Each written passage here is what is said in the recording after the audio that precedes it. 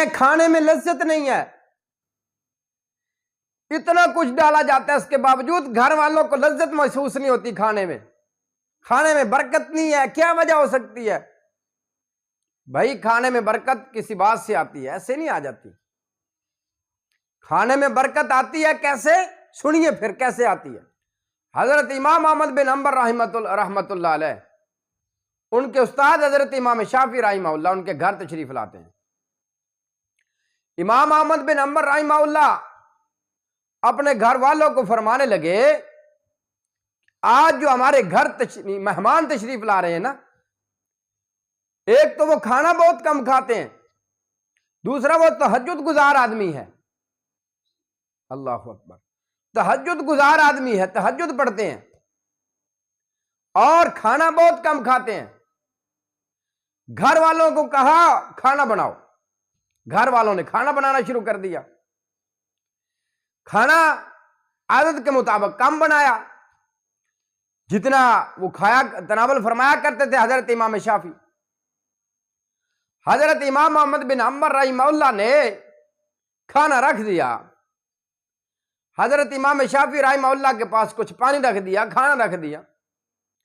حضرت امام شافعی رحمہ اللہ نے کھانا تناول کیا، کھانا کھایا، اور جب برتن اٹھانے کی باری آئی تو حضرت امام احمد بن حنبل رحمہ اللہ برتن اٹھانے لگے، پریشان ہو گئے۔ دیکھا کیا کہ میں نے تو گھر والوں کو بتایا تھا کہ حضرت امام شافعی رحمہ اللہ استاد محترم کھانا بہت کم کھاتے ہیں، آج زیادہ کھانا کھا لیا ہے۔ فرمایا پریشان کیوں؟ عرض کی اس لیے کہ گھر والوں کو بتایا تھا کہ کم کھاتے ہیں، آپ نے ماشاءاللہ ضرورت سے زیادہ کھانا تناول کیا ہے۔ اللہ اکبر۔ حضرت امام شافعی رحمہ اللہ فرماتے ہیں، بھئی یہ کھانا بنایا کس نے؟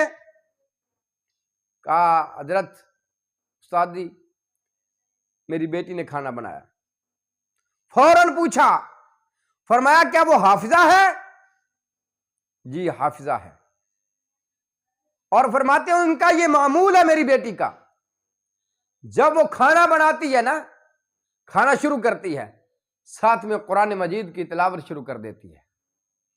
اللہ اکبر، ساتھ میں قرآن مجید کی تلاوت شروع کر دیتی ہے۔ کھانا مکمل ہونے تک وہ 5 سپاروں کی تلاوت کر لیتی ہے۔ کھانا مکمل ہوتا ہے، اس کے 5 سپارے مکمل ہو جاتے ہیں۔ او بھائی رکیے، قرآن پڑھ کے جب کھانا بنایا جائے گا، اللہ کی قسم پھر کھانے میں لذت آئے گی۔ ذکر کر کے جب کھانا بنایا جائے گا، کھانے میں لذت آئے گی۔ حضرت امام شافعی رحمہ اللہ فرماتے ہیں میں نے کھانا زیادہ کیوں کھایا؟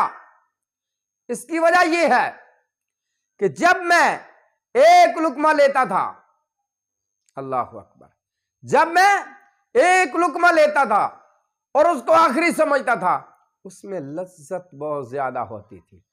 میں اگلا لقمہ لیتا تھا، میں کہتا تھا یہ آخری لقمہ ہے، اس میں لذت پچھلے لقمے سے زیادہ آتی تھی، پھر اس سے آگے والا لقمہ، اس طرح میں نے کھانا زیادہ کھایا ہے۔ لذت کی وجہ سے میں نے کھانا زیادہ کھایا ہے۔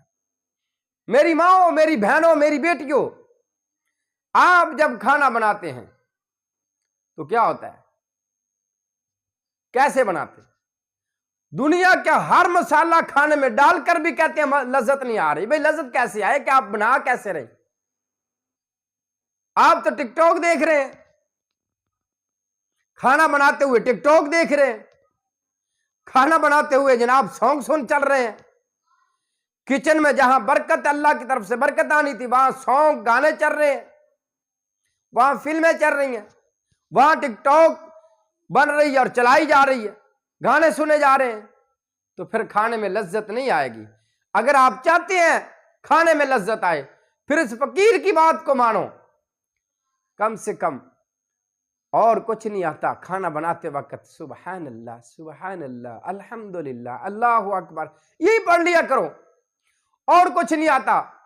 کھانا بناتے کہا کرو بسم اللہ، بسم اللہ بسم اللہ